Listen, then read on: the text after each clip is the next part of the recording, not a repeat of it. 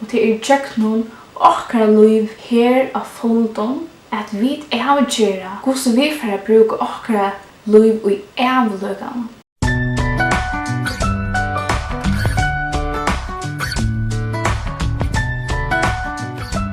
Hei, hjertelig velkommen til VAKURLEIKI.FO. I dag skal jeg snakke om 5 ting om menniskja, to og jeg.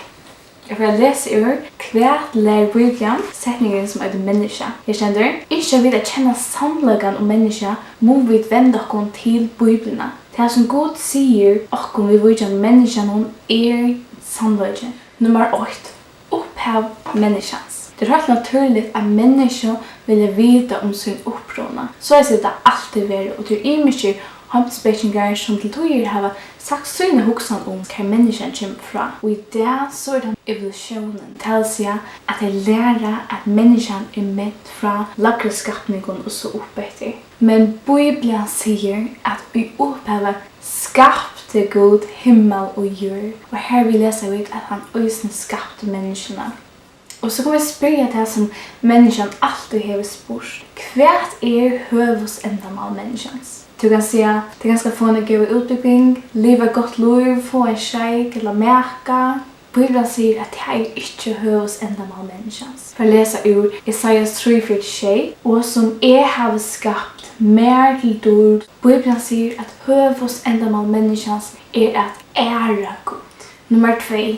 Náttúra menniskjans. De som har upplevt att mista omkring, de vet att människa till inte bara lika men till ösne sal och ande. Vi kan se att människa som är levande och sin öron äknabrakte så är det dött och vi har bara lika med efter. Bíblian lär nämligen att människan är en treföljd värld till likam, sal och ande. Och det kan vara sin torrfört att skilja att vi inte sucha sal och ande lugga som vi sucha lika med. Men Bíblian säger att det moner av dem. Och som är viktigt att minnas till att djur har lika med sal men inte ande. Ande är något helt särskilt som skiljer människa från djuren. Det är sjalen som skiljer människa och djur från att vara död och levande.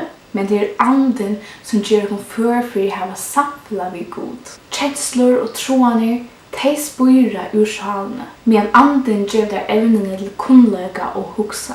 Vi andan så vidar vi att vi till, och det är också anden som gör att människan är en avgjørskapninger, och också att människan är. Människan hon har arbeid för Gud, och största arbeten är att lära vad Gud önskar och så göra det som Gud önskar. Nummer 3. Fríi, vilji, menniskjans. Vi tar det sørst om det at Gud skapte alt vi sørger, og også det som vi ikke sørger. Og det første som Gud skapte var englar. Englar tar det da ikke som mennesker, vi tar at vi har ikke likam og sal anda som menneskene har, og tar det da andar, det tror jeg vi ikke sørger der. Englarne var skapte av å være særlig båbere Guds. Men vi tar at englarne også hadde fria vilja, så var det nekrer som valgte å være gode lødner, men valgte å ikke være gode lødner. Og det var ikke god løyen til det som vi kallar Synd.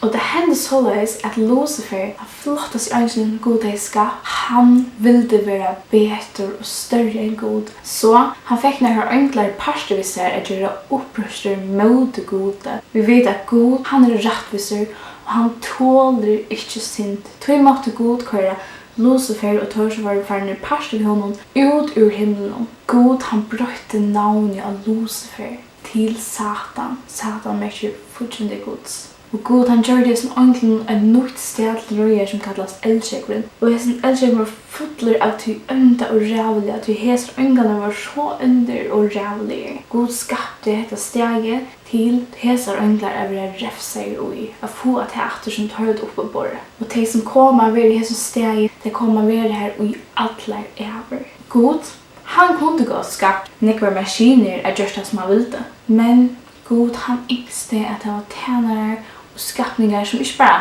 gör det mekaniskt, det som det skulle göra som tälte. Gud ville ha ett samfälle, han ville ha personer som kunde tjäna vid glädje och kärlek. Akkurat som att vi vill inte ha viner som är borta, vi vill ha viner som inte ska vara viner vid oss. Lika som änglarna hade fria vilja, så har vi människan och just nu finns det fria vilja. Nummer 4. Synd menniskjans. Ta skapningar Guds var skapt i fri vilja, så kunne ta själv vilja om du ville vara god lutner eller vara onlig på Guds. Och vi läsa att det hände i ösne. Först läsa det om att Satan, han valde att vara god i olid. Och så är att han där så Satan bara yngst att vi lagt atlan i Guds. Och han yngst att lägga allt det här verkliga som Gud har skapt. Så där människor var skapt vid en fri vilja, så lejer Satan efter människan och struttes för att få det att fettla. Människan som var avvärd av Gode valde att lusta ett liknande till Satan och valde att vara parst vid Satan. Så ta en människa syndade så måtte Gud köra det bort från sina nerver. Men det syndiga naturen som Adam hade, hon gyngen i arv till ödel människa. För att bli fött så var det fött vid sig syndiga naturen. Det är som pjösa lära oss när vi är olidliga synda. Det känner bara naturligt. Det ligger så djupt i oss.